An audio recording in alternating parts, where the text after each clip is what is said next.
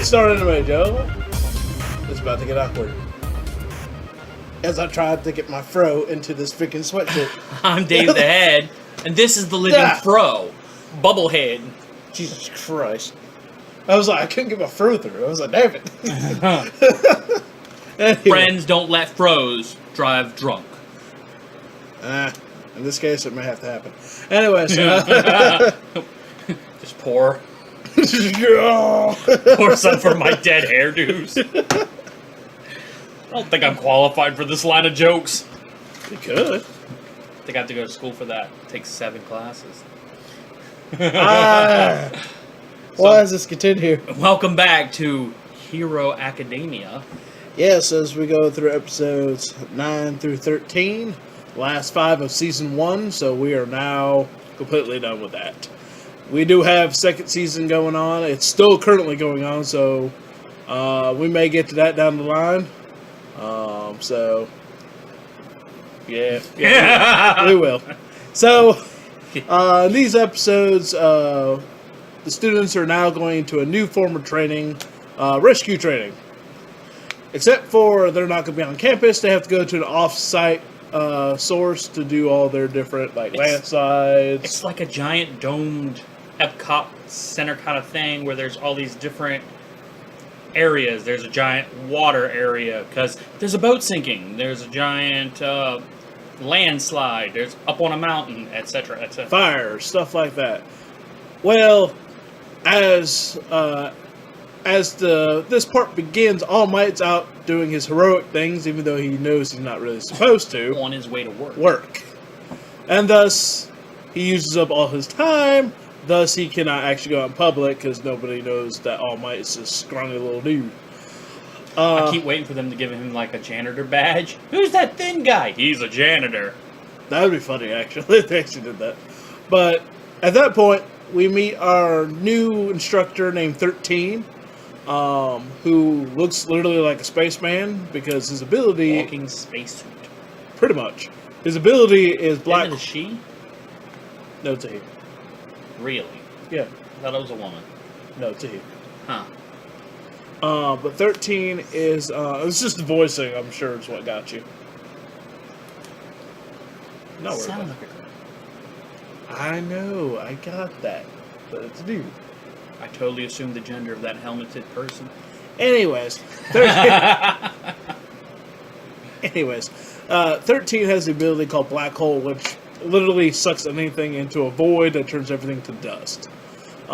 Pretty nasty ability in and of itself, but he goes to explain that yes, as much as it helps people, it can potentially kill.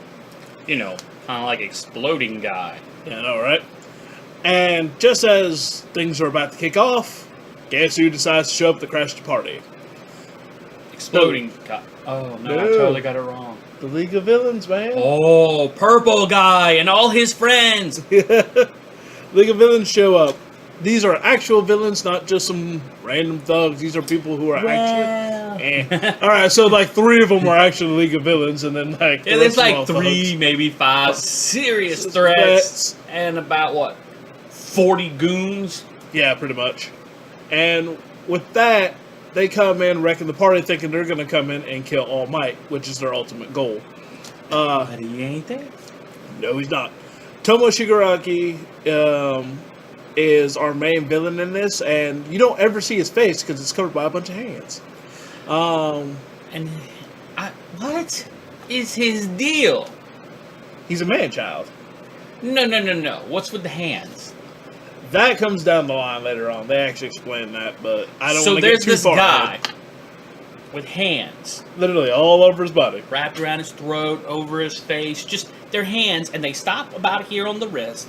Got a little piece of plastic or metal. Got 2 holes. Now, 2 of them that he has cords going into them.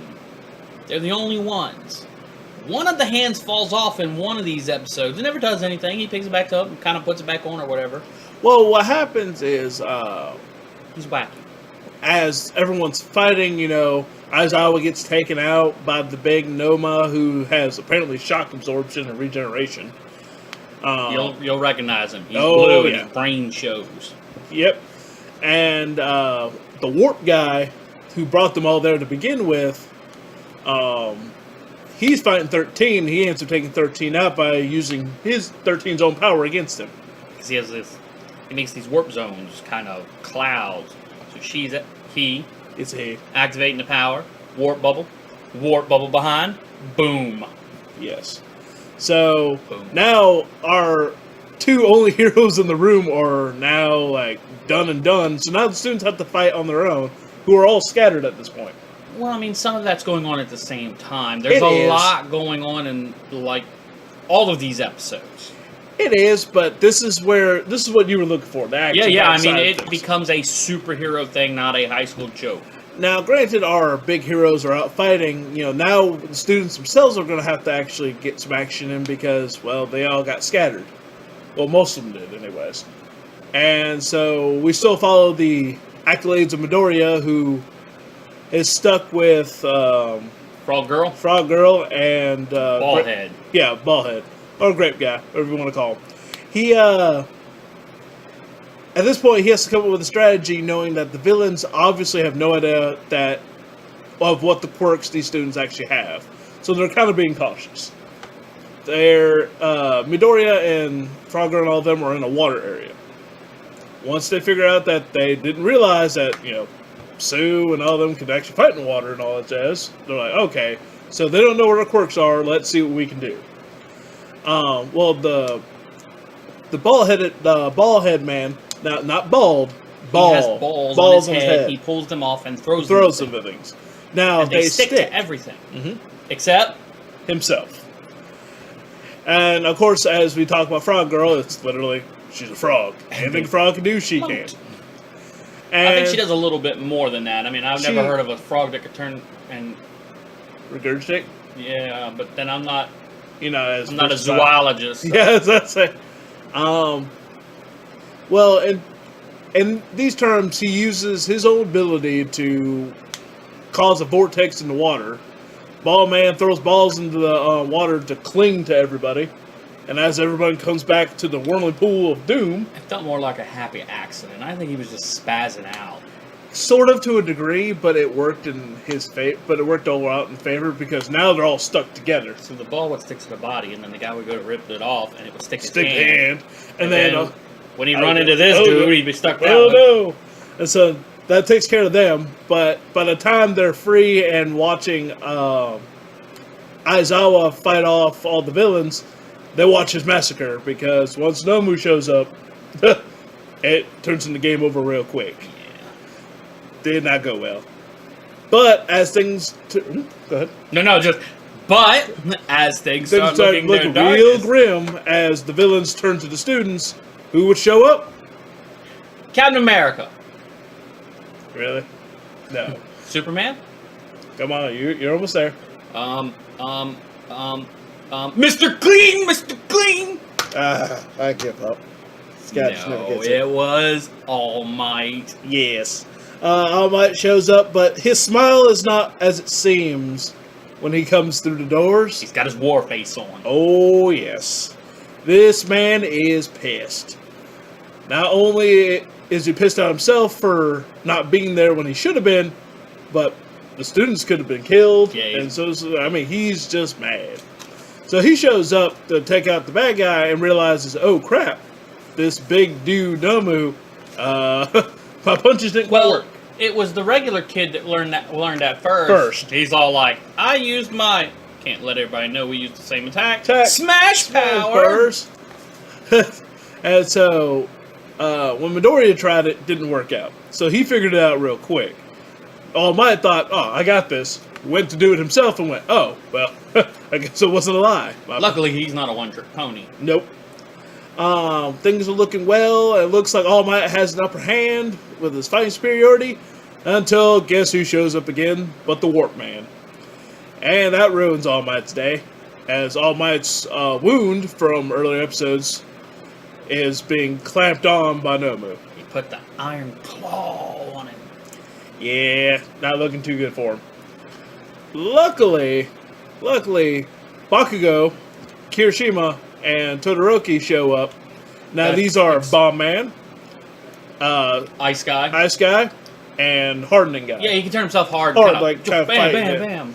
They show up and are able to immobilize the Nomu, and Bakugo's like, hey! Well, I mean, to be fair, the guy's in a very weird position. Half his body is coming out of a portal. Through a portal. Froze through. What's going to happen? Oh, Bomb Guy's got Portal Guy. Bomb Guy's got Portal Guy because Bomb Guy has figured out, you know what? There's You actually something have solid. a body. Yeah, you actually have a body. And I found it. And I'm going to blow you up. Yeah, still doesn't act like a hero most of the time, but he gets away with it. So Because he screams real loud. so things are looking their way until they realize Nomu has regeneration powers by busting ways out of the ice. So Breaking himself off a piece of himself. now it's very rare for somebody to have multiple quirks. Granted, Todoroki, the ice guy, does have a second quirk. It's very, very rare to see that. But they don't really go so far to say. When they first did it, I know you told me some more about it. Yes. When I first saw it, he iced people up, and then the ice went away. Right. And I thought, well, that's just the way he controls his ice. He can make it come up, he can make it go away. Everybody thinks he's heating it up, but he really isn't. No, he's he's reabsorbing the cold, is what I thought. Well, in this case, This thing isn't a person. it's not. It's a complete creation, a biological creation. They even say that. They even say, "Hey, this was made to kill you." And so All Might at this point is like, "All right, yeah, I got this." He's like, y'all want to go full? He's like, if 100% is not good enough, well, let's go like 110, 120. We're gonna I'll go full. beyond my powers. And so he goes at him punch for punch. I mean, we're seeing shock absorption almost not work most of these punches. And when he blasts him off into, some woods way down yonder, the fight was over at that point. They couldn't do anything. Oh, to a degree. Yonder is about 12 miles past over there. Yeah. Unfortunately, All Might is at his limit at this point after that fight. And Shigaraki and the Warp guy figure out and go, hey, we can actually kill him. We got him. Well, other people are starting to get back up. Mm-hmm. They keep writing off the kids. Because as far as they know, the kids aren't going to fight back and whatnot. They're stuck with fear. Fear, I'm about to say. And now, Planning. now as they go to attack All Might, well, things are not looking good. That's the best thing about Deku.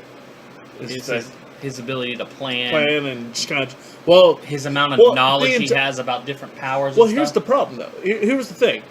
The whole fight, he knew All Might was limited the entire time. Right.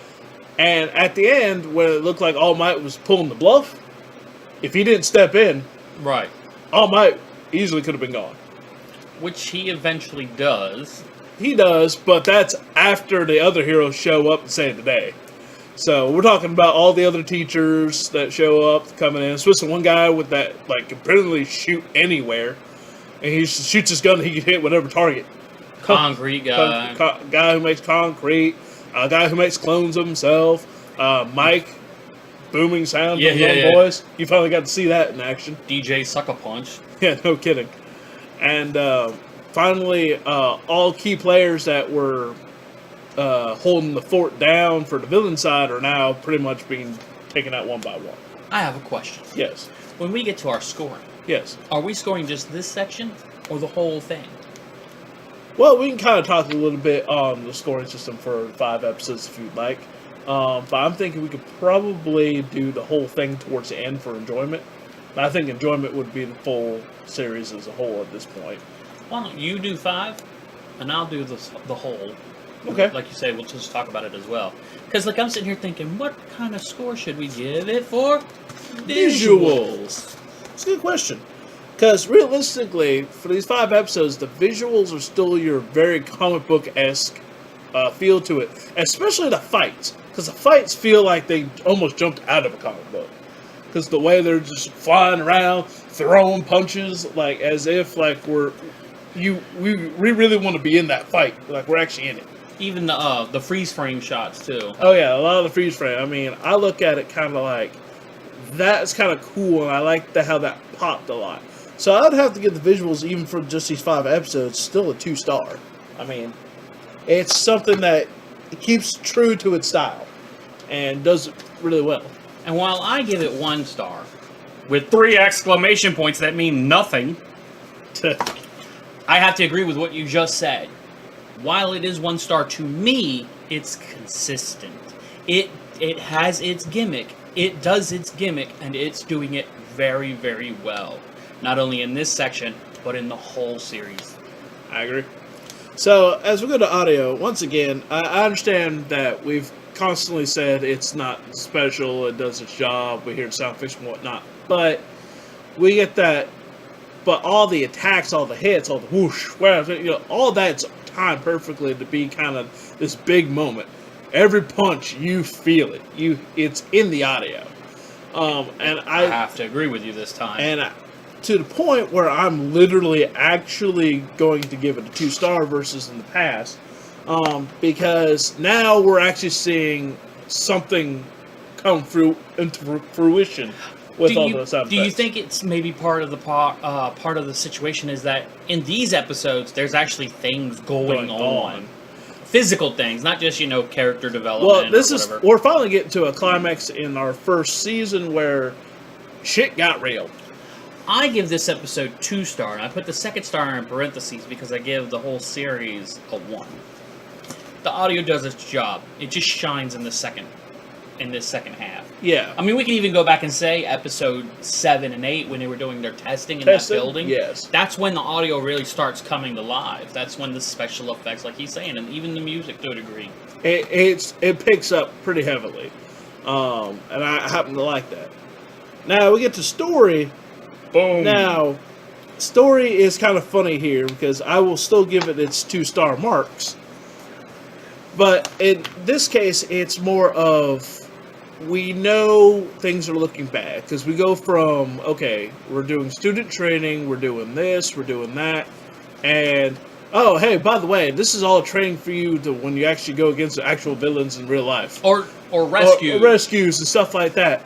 And all of a sudden, these last 5 episodes go, guess what? Real life came to you. Real life came to you. And it's like, oh, well, crap.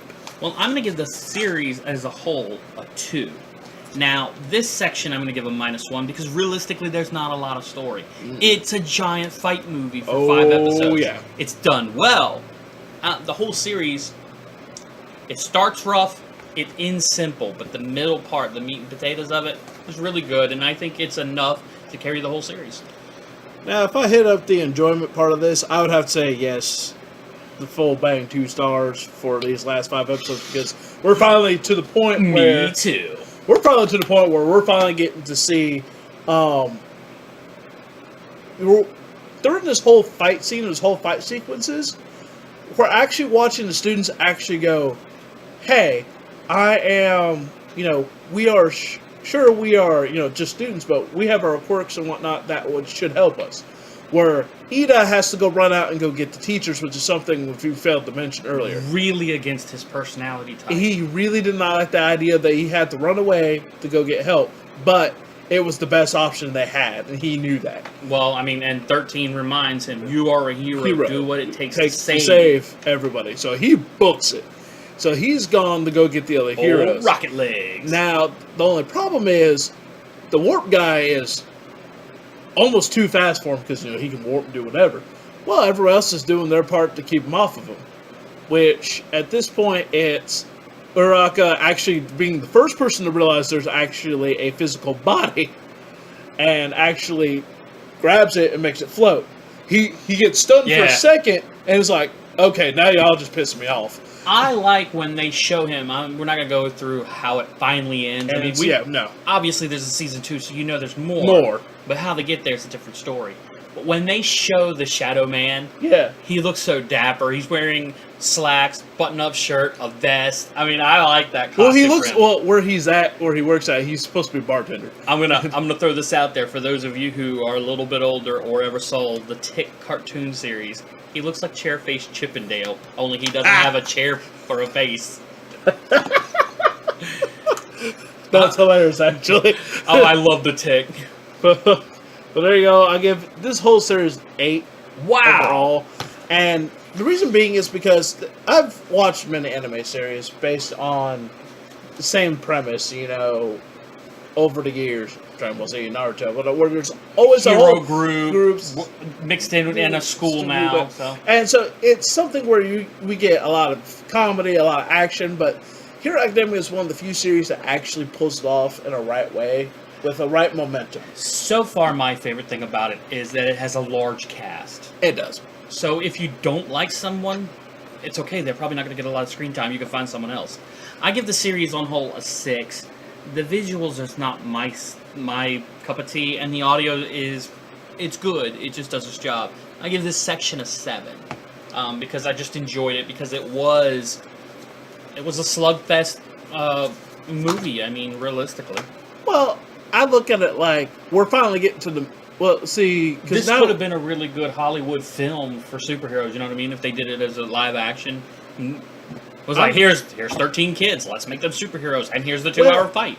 you always talk about like characters you don't like, but the problem is like within 13 episodes, there's no way to really get a full grasp of the characters other than the ones that obviously they are meant to stand out. Yeah, but you're gonna like or don't like, or you're gonna like certain things about him. Like the French guy is funny, but there's personality quirks about him that's just very annoying. It is, and I kind of said because I'm with it's you. It's meant to be that way. I'm with you because actually when I first saw him, I was like, I wonder if he's just gonna be like the butt of a joke this entire time. And then of course here's me reading the manga going, no, they're actually giving. And then like they'll eventually give him the little purple ball-headed kid who wears the pervert. Every 2 seconds, it's like, what? I was like, I haven't felt what was her name? Momo. Yazura, I can't. The one who pulls the stuff out of her skin. Yeah, the creation girl. Yeah, he's like, I've never felt her boobs. I don't want to die yet. I'm thinking to myself, like, really? I was like, and then of course Sue was sitting there getting felt up every 2 seconds. So she drowns him like she should. But his character's always been that preferred, and I was like, come on, man. I'm about to say, come on, man. Like, play it cool. I was like, jeez. But it's a good series. You should check it out. Like I said, this is only season 1, and most likely we'll be back for season 2. They're about unless All Might saves me. No, he probably wouldn't, because I know. Hey, I gave it a 6. It ain't bad. He'll probably punch. It's actually 6. Realistically, the way we do our numbers around here, it's pretty good. It really is. I gave it a 6. He gave it an 8. Kayla, who started this mess, I'm sure really Kayla loved it. I'm sure Kayla would have given it an 8. I'm pretty confident she would have. Yeah, and Roger seemed to stomach it all right. It wasn't really his cup of tea, but Roger, but he didn't get far into it either. I don't think so either. And it definitely starts slow, like a lot of shonen anime does. I mean, I remember watching Inuyasha and going, well, it was Dragon Ball Z for girls. This was the joke. Pretty much. So here's this adventure and a romance, and it's going to take 442 episodes. The thing about like Dragon Ball, Dragon Ball Z, because even Dragon Ball at a certain point started off slow before it really picked up until some of its action. Because it's first, I'm Goku, I live in the woods, I do whatever. I ride this cloud because reasons. Then we get to Dragon Ball Z where we get less of the adventure and less of a little bit less more of the comedy and a lot more of the high-powered action than most of that series.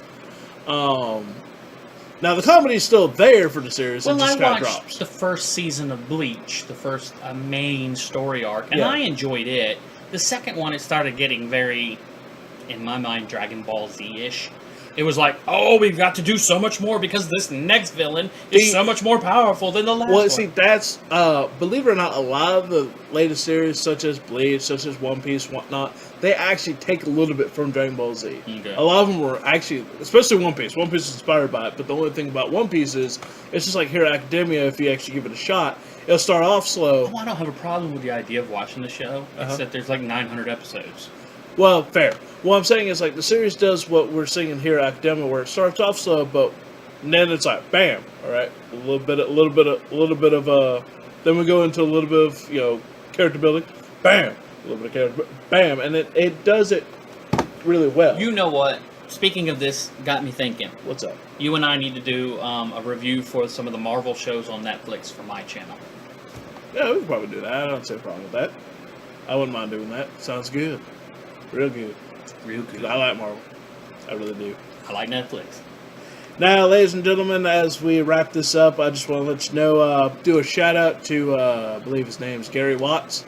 Thank you for your comment, and we will be getting to Keijo. If we sometime haven't live. already, depending on the way these videos are filmed and put up. And so, personally, I have not actually seen it myself. I know what it's about. And We're gonna get a surprise. not really, because I can tell you right now, if you have your issues with fan service, you're gonna have more with this one. Like I said in our last episode, I don't mind fan service when it's somewhat logical.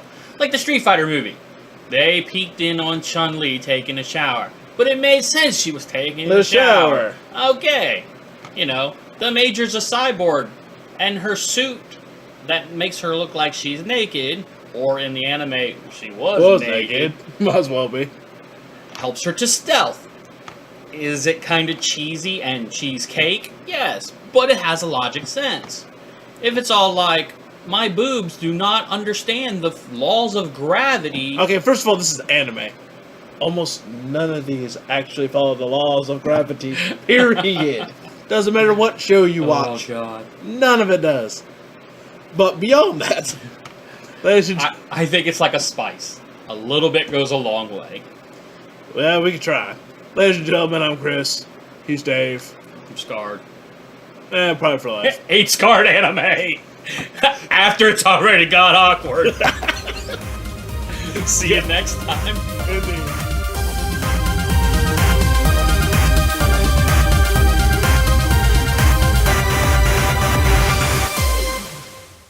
God no. It's Scarlet. These are my wounds, kid. You only downloaded anime. I was born to the world.